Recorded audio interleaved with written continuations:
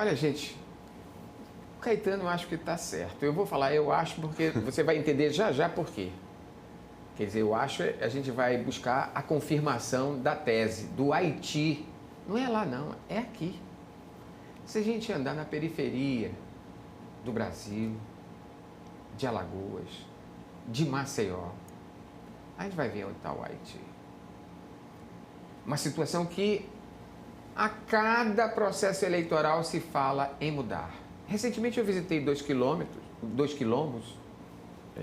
corrigindo aqui a fala, 2 quilombos, no sertão de Alagoas, né? Mocó e Jacu. É isso mesmo? É. Mocó e Jacu. Gente, lá as pessoas vivem trancadas dentro de casa por 2 motivos. Por falta de oportunidade, albinismo, e outras vivem dopadas por conta de doenças, de distúrbios mentais diversos, nanismo, raquitismo, falta de opção, falta de terra, falta de tudo.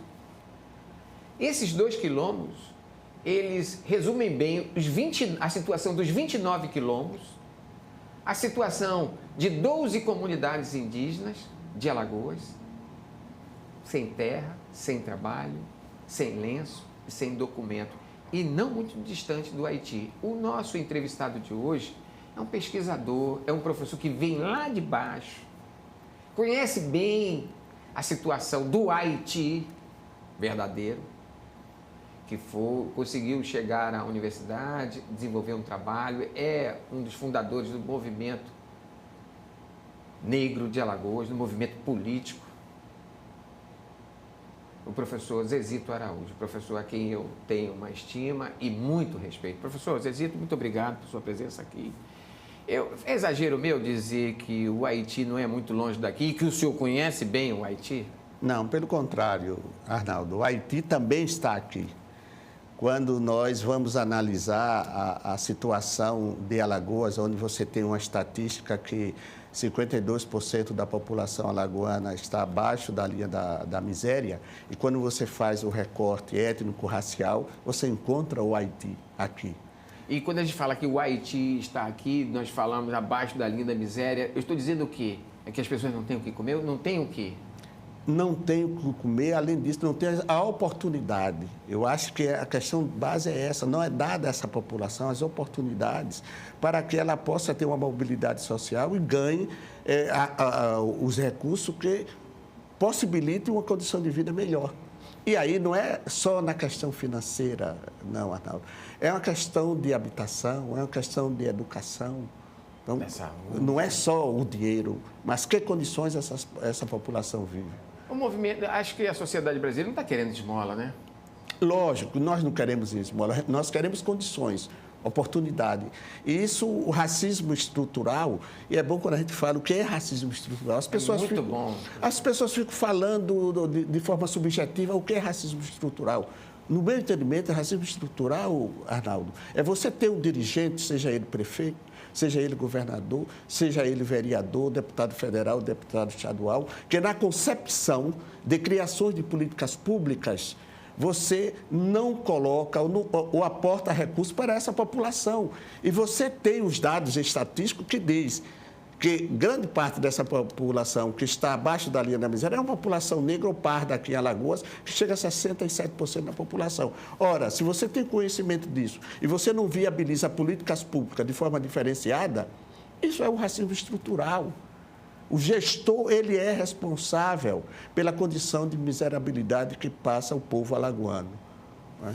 Professor, eu vou historiar também, vamos aprofundar mais essa discussão, que está bem interessante e eu acho que tem muita gente ligada, porque, quase, como você disse, 67%, esses são os números oficiais, e eu vou um pouco pelos números oficiosos, 80% da população é de pretos. Uhum.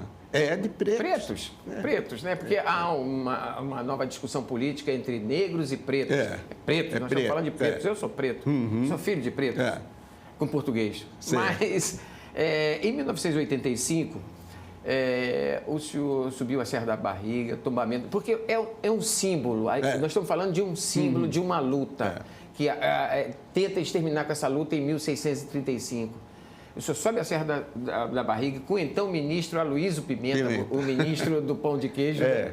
O senhor sobe a Serra da Barriga de que se criar ali um novo momento para a história do movimento negro no Brasil. De lá para cá, o que mudou? A Serra da Barriga parece que é até folclore. Todo 20 de novembro nós vamos para lá. Melhorou a estrada, isso. Mas o que melhorou socialmente para a população preta do país, a população preta de Alagoas, de 85 para cá? Olha, eu, como você diz, eu acompanhei todo o processo. Eu fui parte de uma equipe, quando eu era coordenador da equipe, que fez todo o trabalho de tombamento da Serra da Barriga. E, nesse momento, nós lidamos com a população que morava na Serra da Barriga e com o movimento negro alagoano, de uma forma geral, que estava juntamente conosco nesse processo. Eu digo com certeza, na perspectiva socioeconômica, não houve nenhuma mudança. O tombamento da Serra da Barriga não trouxe benefício real para a população negra alagoana. E vamos avançar mais. Nós tivemos agora, recentemente, que passou a ser um patrimônio do Mercosul, que pensava-se também fazer grandes investimentos. Então, nada aconteceu. E aquilo que eu digo, por que não acontece? Porque o grande símbolo da Serra da Barriga, ou o que condicionou a Serra da Barriga ter essa dimensão, é parte de uma história que a população brasileira nega. É verdade. O que é que a população brasileira nega? A história da escravidão. Não dá para negar, né? Mas, infelizmente... E você vê que ela é contada pela ótica do colonizador. Do colonizador. Mas quando você vai verificar o que nós somos, Arnaldo, nós, enquanto relações humanas, nós, enquanto relação de poder, a sociedade brasileira é resultado de uma sociedade escravocrata. E as pessoas não percebem isso. Então, voltando à pergunta que você faz, nesse sentido, o tombamento não trouxe benefício para nós, porque a historicidade é negada. E você também não incorporou elementos dentro desse processo de tombamento que viesse beneficiar economicamente e financeiramente a população negra alagoana. Exatamente. O que é que o movimento negro ganhou de Alagoas? Ele é convocado, ele é chamado para fazer parte do aspecto folclórico. Mas ele não é parte para discutir o processo da miserabilidade do estado de Alagoas. Basta a gente olhar assim, hoje, quantos juízes pretos nós temos? Quantos médicos pretos nós temos? Em relação ao tamanho da população alagoana. Certo. Quantos secretários estaduais, municipais pretos nós temos? Quase nenhum.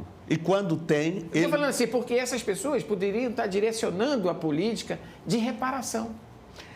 Eu vou mais além, porque às vezes as pessoas querem dizer, então, Arnaldo Zezito, que quer enegrecer o poder público alagoano. Não, pelo contrário.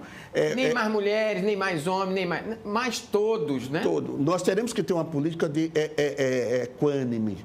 Sim. Uma política de reparação. Quando você tem esses elementos na instância municipal, na instância do executivo e na instância do judiciário, você tem um olhar diferente para essa população. Claro, nós não estamos falando lá pegar o Zezito para ser bonzinho com o Zezito. Não é isso. É uma qualidade desse profissional. E nós temos profissionais em todas as áreas de conhecimento, só que não é aquilo que eu lhe falei, a oportunidade não é dada para ele. Agora, por outro lado, Arnaldo, eu vejo também... Essa política de cotas, ela repara? E tem reparado... Tanto do campo profissional como do campo estudantil, acadêmico? Ela tem reparado na perspectiva do acesso à universidade. E para o professor, porque tem uma política de cotas também para os concursos públicos.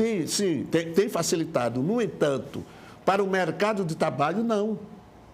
O privado, né? Principalmente o privado. Continua privado. Continua privado. O que as universidades têm colocado negros e negras no mercado de trabalho com qualificação, porque as cotas não desqualificam, pelo contrário, as estatísticas têm comprovado que o grau de rendimento do estudante cotista ou não cotista são iguais e, às vezes, o cotista supera nisso, porque a sua necessidade de vencer na vida pela sua condição, porque, primeiro, a cota não é cota a priori para negro. Quero deixar isso bem explícito. A cota é para estudante da escola pública. Bom. Quero deixar isso bem evidente. É porque já tenta se desqualificar já no discurso. É para a escola pública. E a partir daí, por exemplo, os meus filhos, as minhas filhas que são negras, elas não entram no sistema de cota para a universidade, porque elas estudaram escola particular. Tá? Então, primeiro tem que ser de escola pública e depois aí tem outros critérios que fazem com que você entre no sistema de cota. Tem acesso. Tem acesso. E uma outra coisa, o sistema de cota, você é submetido à prova, o Enem, de qualquer outro que não seja cotista. Você não entra por ser negro ou por ser negra. Você faz o concurso também. Você faz o concurso. É reservado um número de vaga para aquele segmento social. Até porque a qualidade da escola pública, ela reflete essa realidade diferenciada da escola particular. Até mesmo, Arnaldo, como é que você vai colocar um estudante que estuda numa escola particular... Com tudo, computador, acesso a tudo, acesso à informática, a inglês, a francês e tudo, vai concorrer com o estudante da escola pública? Eu vou dar um número para você ter uma ideia aqui. Eu acho que você deve conhecer essa realidade. Nós temos 175 mil alunos matriculados na rede pública. Eu vou dizer assim, sem medo de errar, 80% pretos. 80%, 90% não tem um computador, não tem o que comer. Não tem o que comer. Como é que ele vai? Que igualdade de condição? Por isso tem que ter mesmo, lógico, né? A política da equidade. Esse que é o grande problema da gestão pública brasileira e do estado de Alagoas, de uma forma geral. Quando eu falo equidade, você terá que ter políticas diferenciadas para fazer com que aquele que não teve a oportunidade, que aquela oportunidade foi retirada dele ou delas, você favorece a isso, para quando você chegar num determinado ponto, você ter possibilidade de concorrer. Professor, nós falamos aqui de 2 comunidades quilombolas, né? Nós temos aí 12 comunidades indígenas, 12 quilombos. Não, né? São 71 comunidades quilombolas. 71 comunidades quilombolas? Então tem que corrigir, né? Certificadas, né? 2 delas, segundo alguns historiadores, estão entre as piores condições humanas, que é Jacu e Mocó. É isso mesmo? É aquela situação, albinismo, raquitismo, nanismo, esquizofrenia, depressão, alto índice de suicídio. O senhor constatou isso lá? Vou lhe contar um fato histórico e presente. As pessoas, às vezes, quando pensam em história, pensam no passado. O passado se repete no presente. Claro. Eu estive nessa comunidade... Eu vou abrir um parênteses. O lugar do passado e do futuro é sempre no presente. O presente, Eu estive nessas comunidades em 1984, aproximadamente. Estive novamente agora em 2004. O que o senhor constatou lá? Estive agora recentemente. Eu fiz uma reportagem agora no final de semana. Não houve, isso que você detectou, não houve nenhuma mudança. Sempre foi daquele jeito? Sempre foi daquele jeito. A pergunta que se faz... Por quê? Por quê? Primeiro, isso é uma... Essa é uma realidade das 73...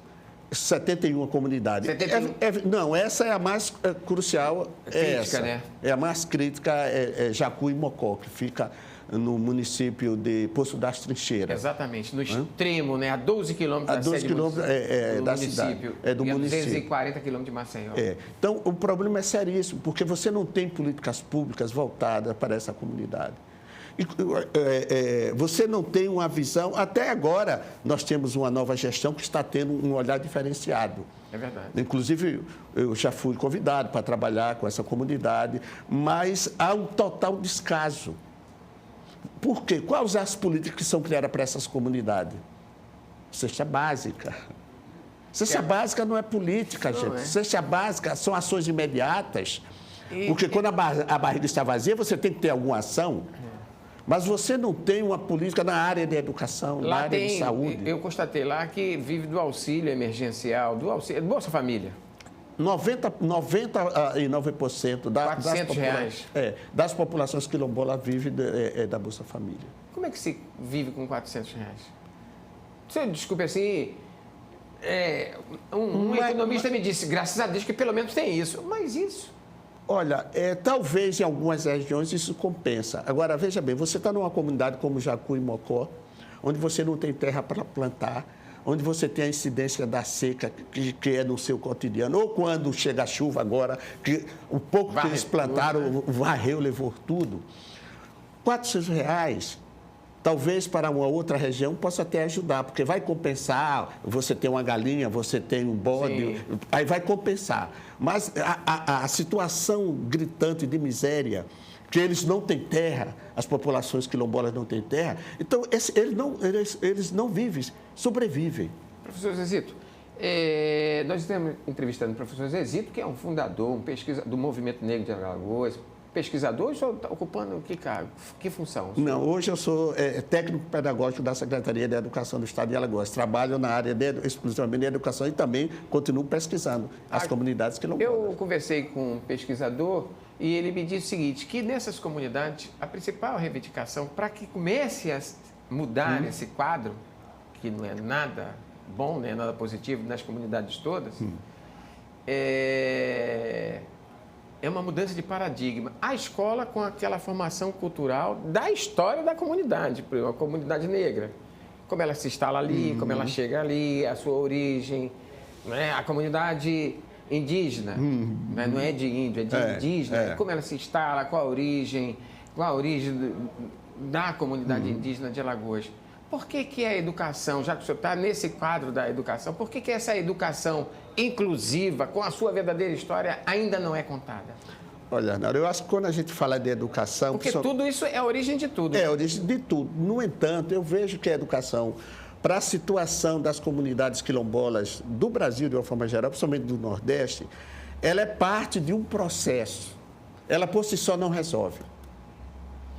Por que eu estou dizendo isso? É como a questão da violência. Não é a polícia que vai resolver. Não é a polícia que vai resolver. Eu já estive com alguns pais de quilombolas que terminaram o 9º ano, né? E eu falando na discussão que era fundamental que os seus filhos estudassem, ele apontou para mim e disse, está vendo ali, professor? O meu filho terminou o 9º ano. Sabe qual é o futuro dele? Uma estrovenga e um cabo de enxada. Porque aqui não tem trabalho. Porque aqui adiantou ele saber ler e escrever. Quer dizer, reforma agrária é necessária. É necessário. E nós temos um Instituto Agrário na estrutura do Executivo Estadual, que é o ITERAL. E também alguns cursos profissionalizantes que atendam, qualificam as pessoas lá. Para aquela região. Se você está trabalhando no semiárido, né? Se você está trabalhando no sertão, os cursos profissionalizantes terão que ser daquela área. Professor, e não você levar, por exemplo, para que você vai levar curso de internet, né, ou TI para as comunidades quilombolas, se você não tem dinheiro para comprar o telefone, se você não tem dinheiro para manter uma rede? É por isso que quando a gente vai para a estratificação da violência, você vê lá, quem mais morre nesse país é preto, pobre e nas comunidades excluídas. Excluídas. O senhor vê perspectiva de mudar isso. Não dá mais para falar, nem curto, nem longo. Já, a partir de 2023? Não vejo possibilidades. Está muito difícil a situação. Está muito difícil, principalmente pelo desgoverno que nós temos nos últimos anos, que contribuiu para essa desigualdade, para essa violência do ódio. Entendeu? Então, isso tem contribuído. Então, nós teremos que recomeçar tudo de novo. A escola, nós vamos ter aí alguns candidatos a governador, né? Alguns candidatos a vice.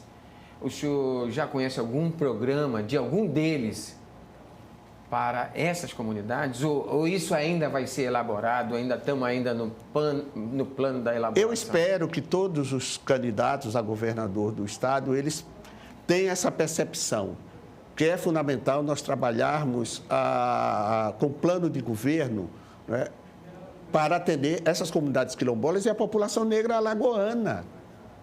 Se você tem 67% da população é negra, segundo o IBGE, então você terá que ter uma política voltada para isso. O que a população negra quer? É bom porque... Atenção, senhores candidatos, presta atenção agora, por favor. 1 minuto da sua atenção. O que a população negra quer? Políticas de investimento diferenciada para essa população. Escuta dessa população através das suas representações sociais. Traduzindo isso em moeda corrente, o que se quer?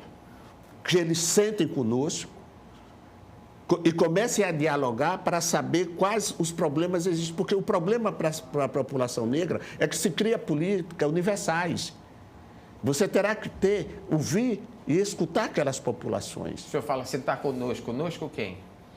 Sentar conosco com o movimento negro. Não é com o negro ou com a negra. É não com um nem outro. Vocês querem uma política de Estado. Uma política de Estado voltada para esta população. Como manda a Constituição. Como manda a Constituição. E nós temos representações das populações negras aqui no estado de Alagoas, que façam essa escuta. Né? E aí sim, nós poderemos dialogar. E nós já tivemos algumas experiências nesse sentido em anos anteriores que foram exitosas. Então, pode sim, nós retomarmos esse diálogo com a população negra alagoana. Tem cabimento em municípios da Zona da Mata, entre eles, União dos Palmares, não conhecer a história? Olha, cabimento não há, mas há processos históricos de negação da sua história. Por exemplo, aí eu posso dizer que eu iniciei esse trabalho lá, a União dos Palmares não reconhecia a história da Serra da Barriga vinculada à história do movimento negro. São coisas que aconteceram a partir de agora com o próprio Pimenta, quando esteve lá, quando nós iniciamos a partir da Universidade, de 1980, quando nós iniciamos esse movimento. Então, a população palmarina, ela não conhecia essa história, ela não tinha incorporado e ainda não incorporou a dimensão e a riqueza do que é a história do Quilombo dos Palmares, lá em suas terras. E aí há perdas substanciais disso, no aspecto econômico, no aspecto identitário. Professor, eu quero dizer para o senhor que eu vou ter que convidar o senhor para voltar aqui outras vezes, né? Outras vezes, para a gente continuar, acabar com esse negócio de negar a nossa história, a nossa origem. Branco? Pois é. Fica a reflexão. Muito obrigado, professor. Não, eu que agradeço a oportunidade. E nós conversarmos sobre essa questão da população negra sem fazer o recorte de cor. Não. Eu acho que esse diálogo é fundamental. Nós teremos que entender a população negra dentro do contexto em que ela se situa na sociedade brasileira. Muito obrigado, professor. Eu que agradeço.